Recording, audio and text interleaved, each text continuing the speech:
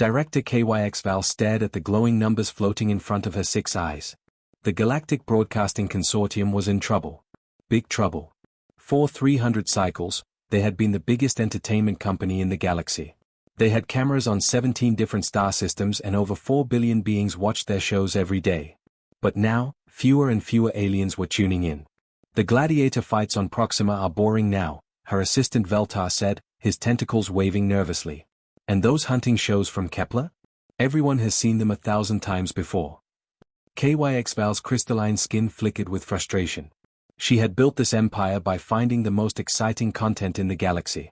Warrior races fighting to the death. Predator species hunting their prey. Natural disasters destroying entire cities. But after centuries of broadcasting violence, even the most bloodthirsty viewers were getting bored.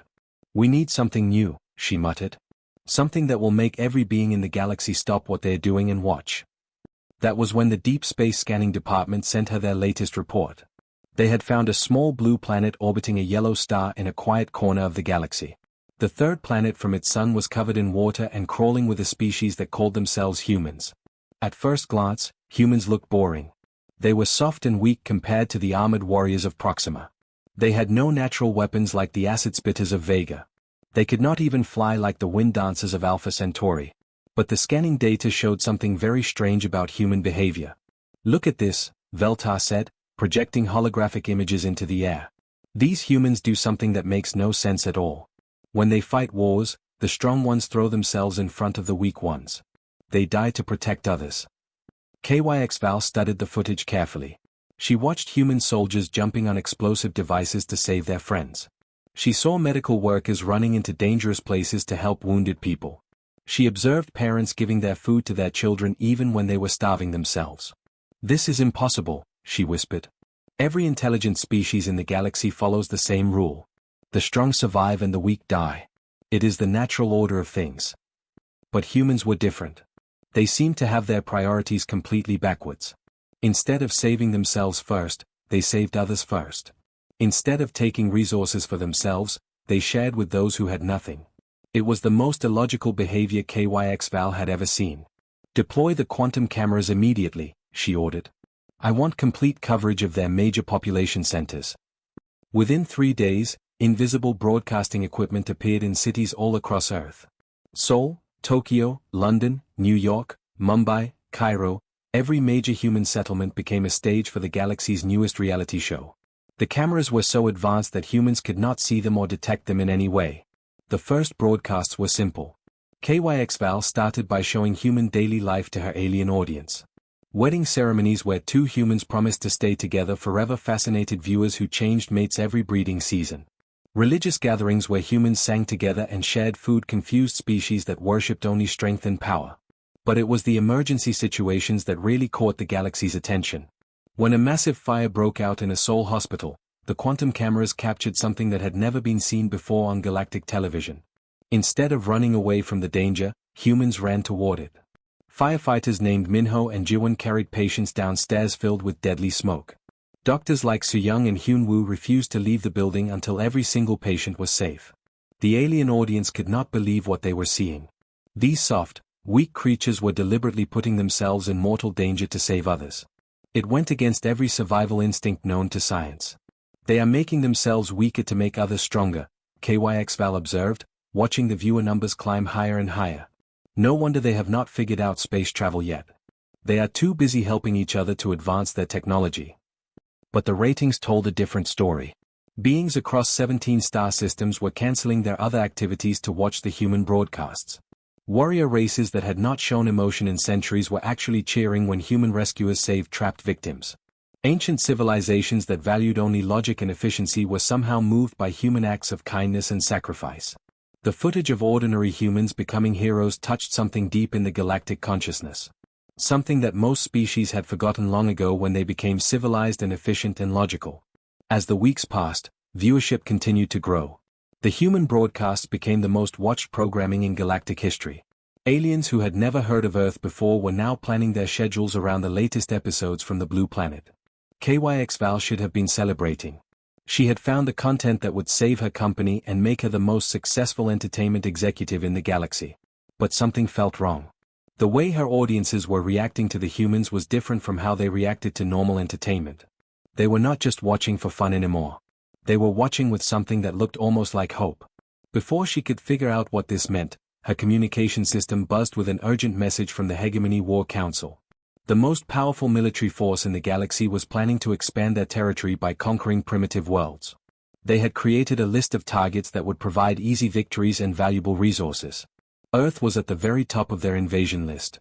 The end, 3 months after discovering Earth, HFY found herself standing in the darkest place she had ever seen.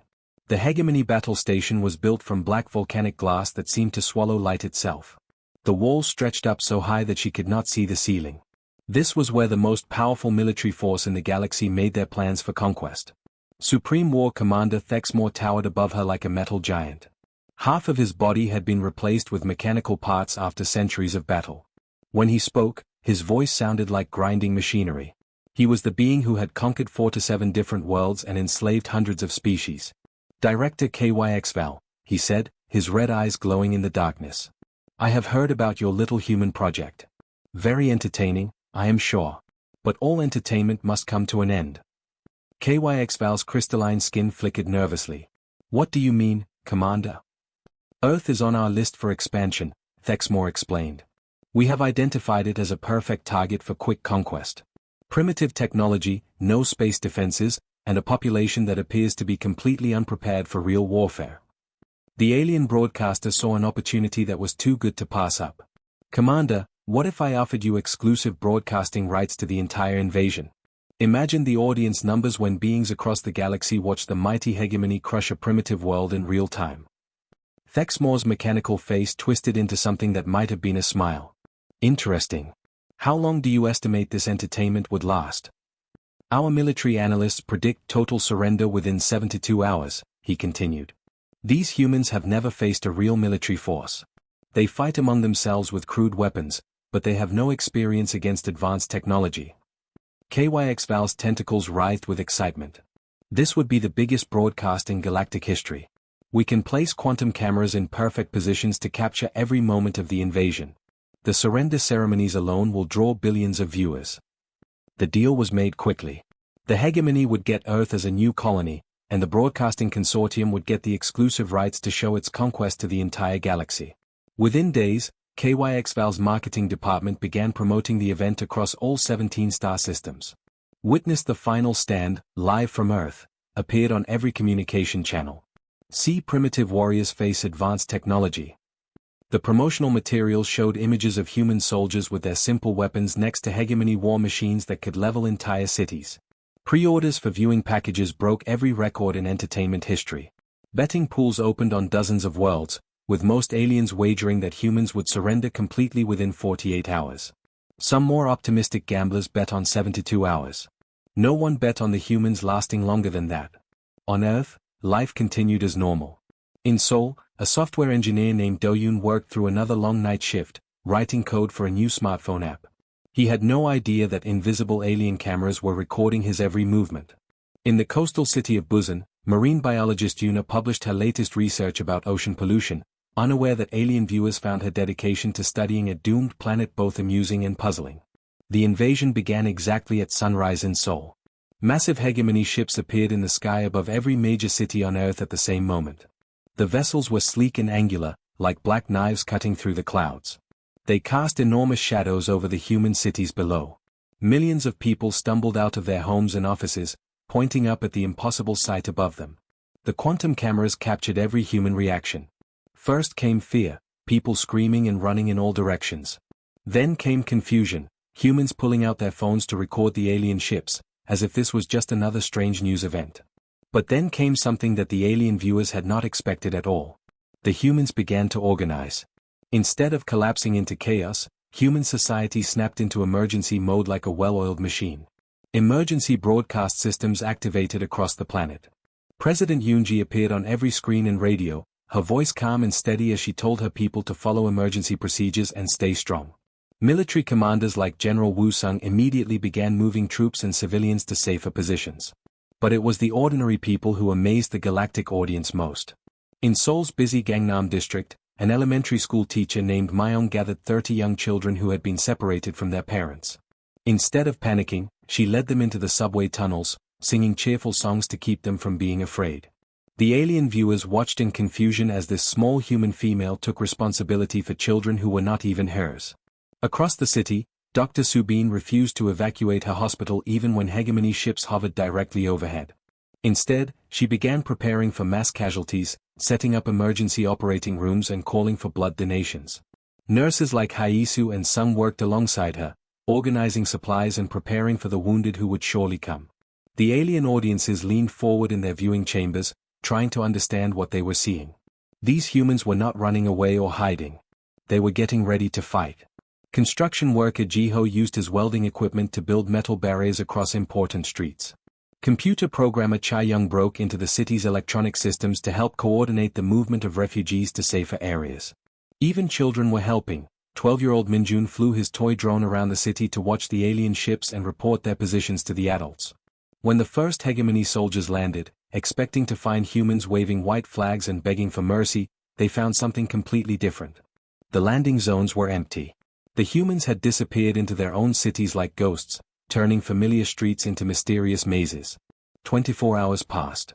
Then 48. Then 72. The hegemony's confident timeline began to crumble as human resistance grew stronger instead of weaker.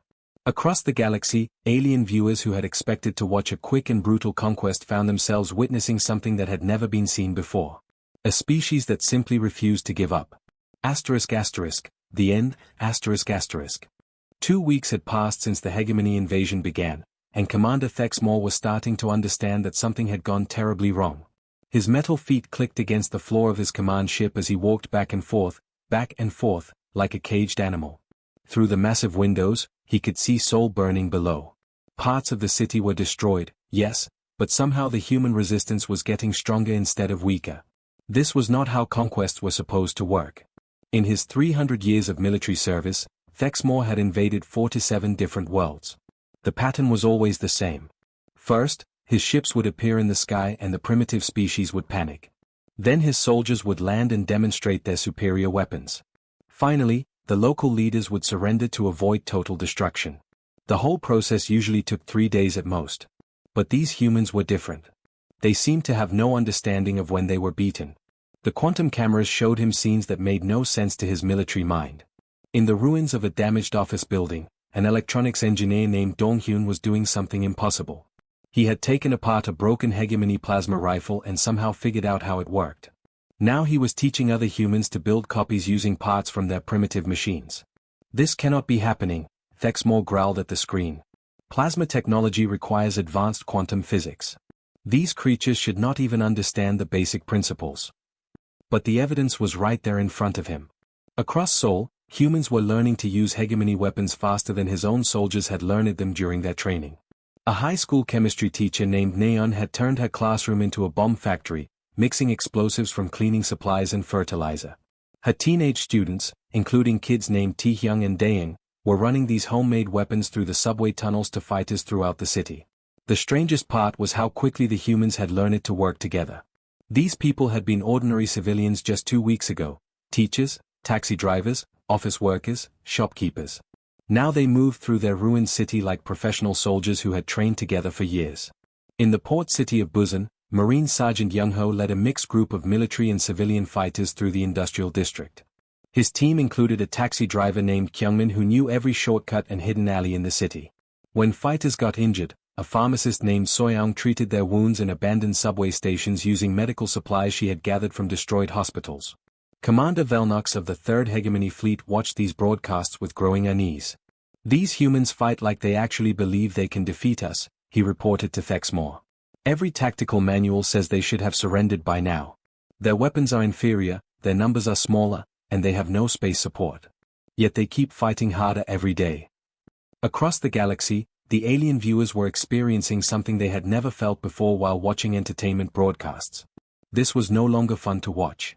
It had become something much more serious.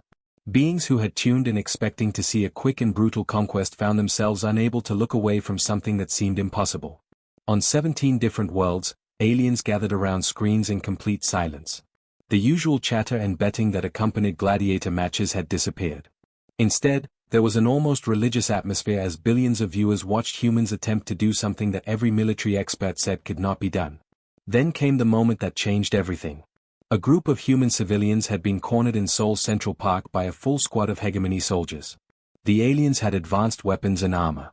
The humans had nothing but improvised spears and homemade shields. Everyone watching, both the hegemony commanders and the galactic audience, expected to see a massacre. But the humans had one more surprise. A construction foreman named Jong-ho stepped out from behind the trees. He raised his hands above his head as if he wanted to surrender. The hegemony soldiers moved toward him, expecting him to beg for mercy like every other conquered species had done. Instead, Jong-ho smiled. The explosion was enormous. For weeks, he had been secretly placing charges throughout the park's underground utility systems. When he triggered the detonator, the entire area erupted like a volcano. Tons of earth and concrete buried the alien soldiers instantly. Emergency tunnels that the humans had dug beforehand allowed the trapped civilians to escape to safety. Jong-ho did not survive the blast. But because of his sacrifice, 4 to 7 people lived. 8 of them were children. The galactic audience fell completely silent. On Proxima Station, the reptilian sectae stopped eating their meals and stared at the screens with their yellow eyes wide. On the ice world of Kelvin 7, the crystalline beings called Mordai stopped their musical meditations for the first time in centuries. They had just witnessed something that their advanced civilizations had forgotten long ago. They had seen someone choose to die rather than surrender, not because he wanted glory or fame, but simply to protect other people. People he barely knew. People who could do nothing for him in return. The broadcasts continued, showing similar scenes from all across Earth. Human parents staying behind in burning buildings to make sure their children escaped safely. Soldiers with no ammunition left continuing to charge at enemy positions. Doctors refusing to abandon their patients even when hospitals were under direct attack. Each act of sacrifice was small and would not change the outcome of the war. But together, they created something that the galaxy had not seen in a very long time. They showed what it looked like when people cared more about others than they cared about themselves. In entertainment centers across 17 star systems, alien viewers began to remember things they thought they had forgotten. Stories their grandparents had told them about the old days, before their worlds were conquered and civilized. Stories about heroes who fought against impossible odds. Stories about people who never gave up. For the first time in centuries, the galaxy was learning what courage really meant. The end, 6 months had passed since the hegemony first appeared in Earth's skies, and nothing was going according to plan. What should have been a 3-day conquest had turned into something that military historians across the galaxy would study for centuries. The humans simply refused to lose. In the underground tunnels beneath Seoul, a completely new kind of society had been born. The subway system that once carried millions of office workers and students had become the arteries of the resistance. A former businessman named Song-yoon now spent his days coordinating supply runs through these tunnels, using his organizational skills to make sure food and weapons reached fighters throughout the city. Beside him worked an artist named Jizu who had once painted pretty pictures for gallery walls. Now she used her intimate knowledge of Seoul's hidden spaces to guide strike teams through forgotten maintenance tunnels and abandoned construction sites.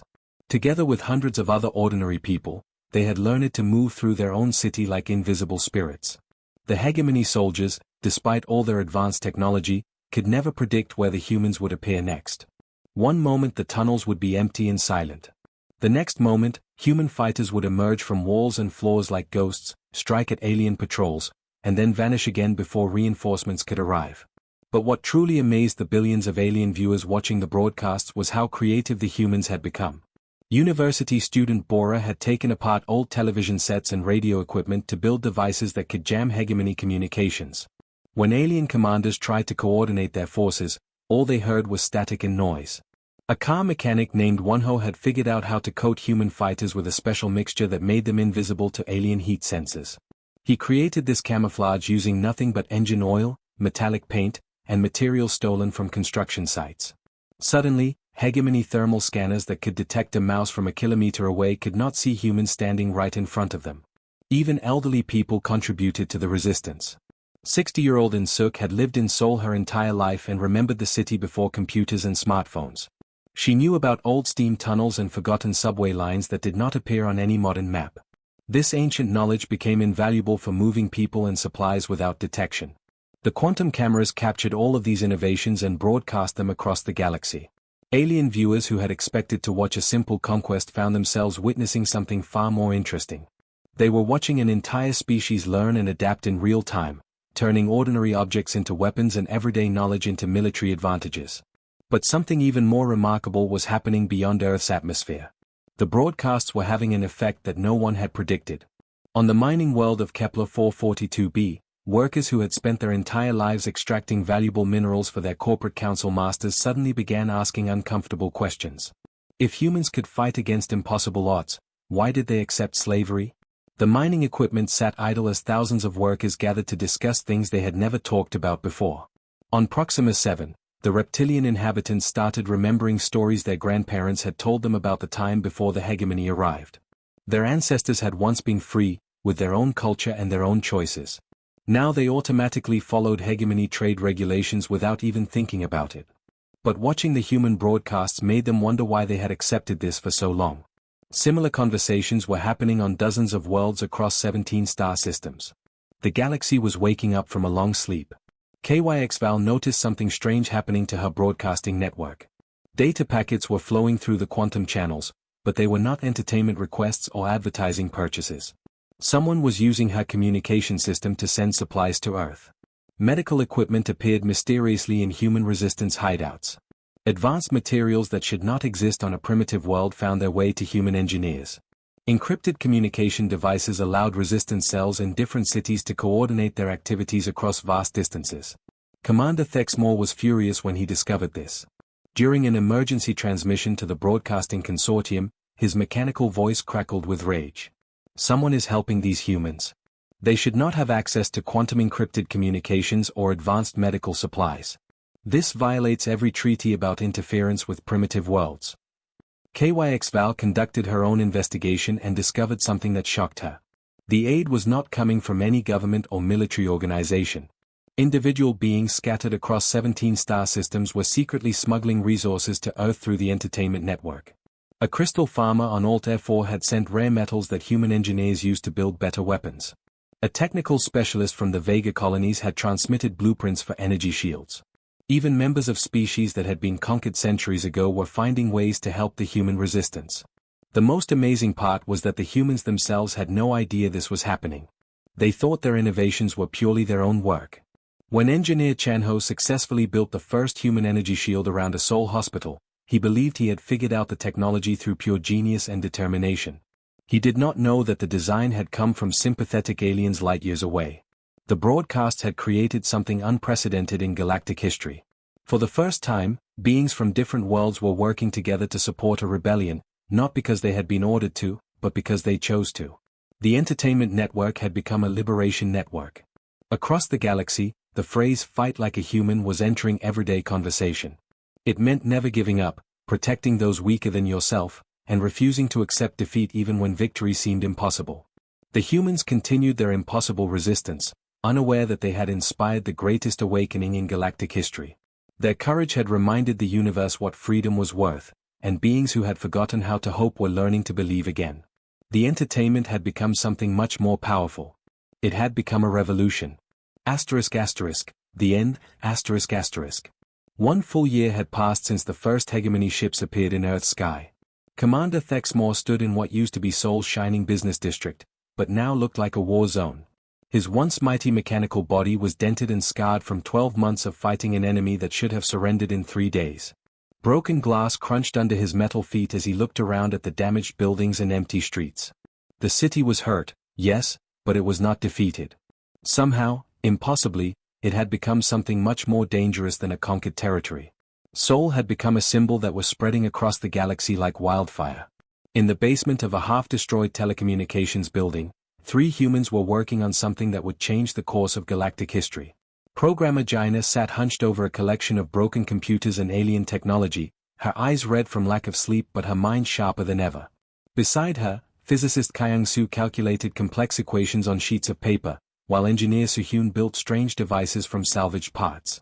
"I think I understand how it works now," Jaina said quietly, staring at the quantum broadcasting equipment that had been streaming their resistance to alien audiences for a year. "The same network that has been showing our fight to the galaxy, we can turn it into a weapon." Kyung-soo looked up from his calculations with excitement. The quantum cameras are connected to every hegemony ship and communication system.